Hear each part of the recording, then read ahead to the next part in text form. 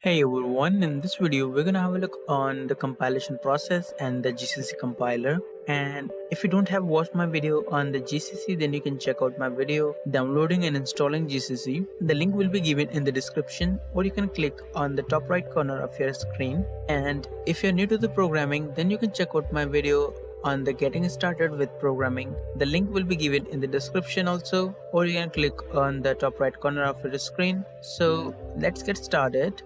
So in this video, we will discuss how the source code is converted into the object code and how to pre-process a source file in GCC, how to convert pre-processed file to assembly in GCC, how to convert assembly into object code, how to link object files to make executable files, and at last we will see basic GCC commands. So before doing anything, we must have to understand the actual compilation process. What are the stages of compilation and linking? So let's understand first the compilation process. So first of all, we have the source file, which may be written in C++ or the C language.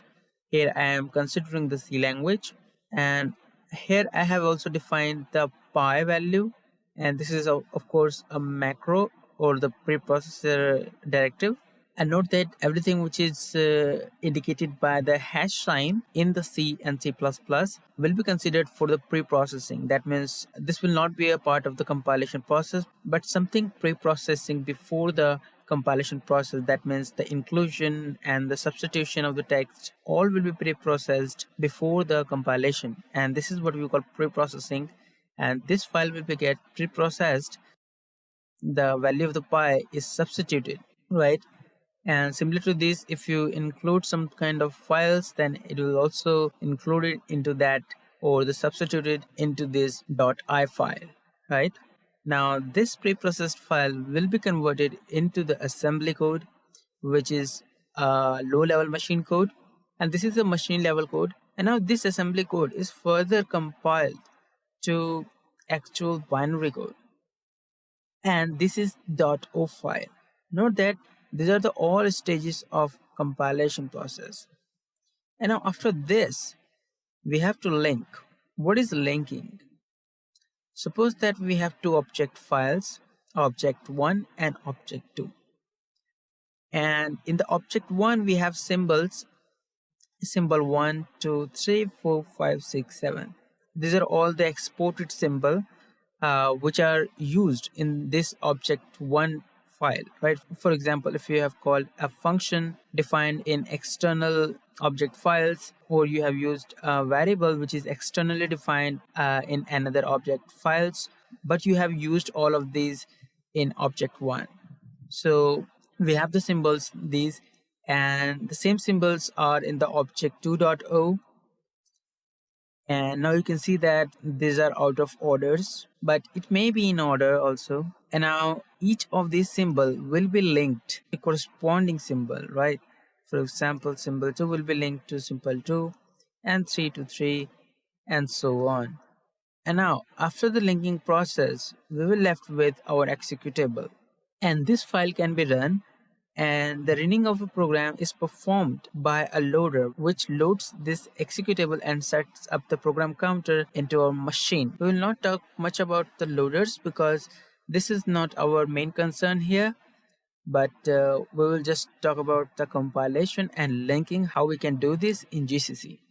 Okay, so in the linking process, we have an object file, and we also have external libraries and standard libraries, because C and C++ language provide their standard libraries so that we can perform some basic input and output and some kind of basic functions.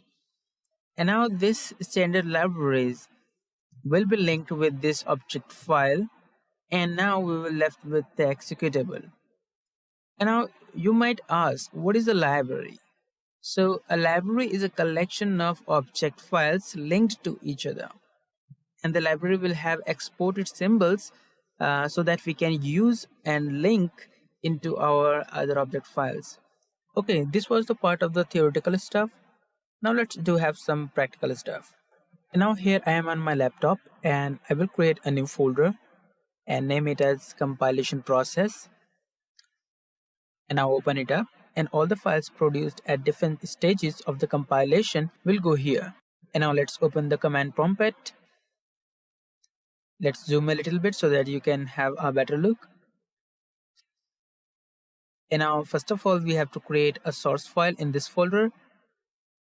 To do that, let's open Sublime Text. And if you haven't watched my video on the Sublime Text, then you can check out my video. The link will be given in the description, or you can click on the top right corner of your screen. So here we will have to create a source file. Now let's save this into our compilation process folder. Name it example.c. And now we have the C source file. Now let's zoom a little bit.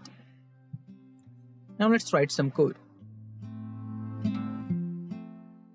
I have written a very simple code which prints hello world on the output screen. And now let's save this. Now you can see that we have a source file in our folder. Now let's go into the command prompt. First of all, we have to change the working directory to our compilation process folder. Now let's clear up the screen. And now the first step of the compilation process is the pre-processing. So to do pre-processing in GCC, we have to invoke the preprocessor in the GCC compiler with the help of command -e. So let's type gcc-e example.c, and we have to put all of this preprocessed data into a file called example.i. Hit enter. And now you can see that we have an extra file with extension .i in our compilation process folder. Now let's open it up in the Sublime Text. Now you can see that this is the preprocessed file, and it is very long file. Why it is so? This is because we have included a standard header library which is stdio.h, which contains all of these text or the source. And your actual main function is here. And now you can see that we have 1040 lines of codes. Now let's remove this include directive from our source file. Let's save this source file. And now let's delete this example.i file. And in the command prompt, now let's again preprocess this example.c file. And we have again the preprocessed file. Now let's open it up in the Sublime Text. Now you can see that we have just the definition of main and some metadata about the preprocessed file. Now let's re-include the stdio.h file into our example.c and again preprocess it to let the further compilation process to be done. And now the next compilation stage is the conversion of preprocessed file into our assembly code. We can do that with the help of -s command. So let's type gcc-s and the name of our preprocessed file, which is example.i, and we want to put the assembly code produced during this step into a file which is called example.s. Now hit enter, and now you can see that we have another file having the extension .s, which is our assembly code. Now let's open it up in the Sublime Text. Now you can see that we have assembly code, and here is our example.c file name and our string hello world, and here is the actual function name that we have called, which is puts. Okay, now the next compilation stage is the actual compilation of our assembly code into our object code. We can do that with the help of -c command, and this c must be small.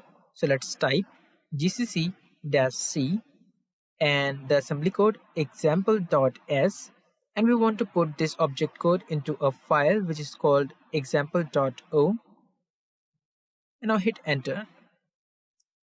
Now you can see that we have again an extra file which is example.o. Now let's open it up in the Sublime Text. Now you can see that it is all hexadecimal.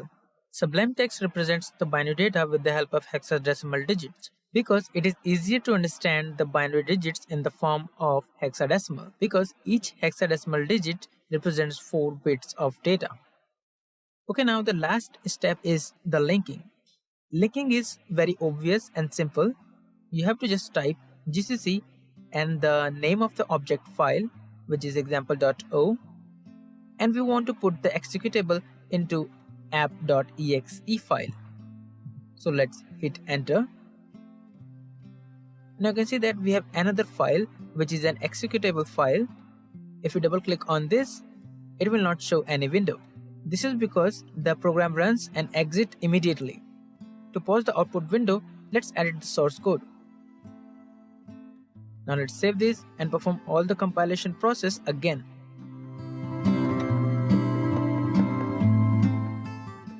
Now you can see that we have again the executable. Now let's double click on it, and now you can see that we have a window and in which there is hello world text. Okay, now at last, just one more thing is that you don't have to go through all of these stages one by one, but you can go from one stage of compilation to another stage directly.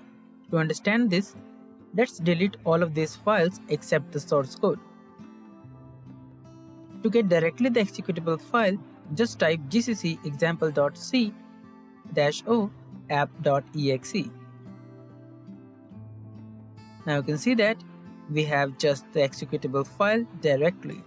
This is pretty much for this video, and in the next video, we will learn more about the GCC, how to compile multiple source files into a single executable, and much more. Thanks for watching.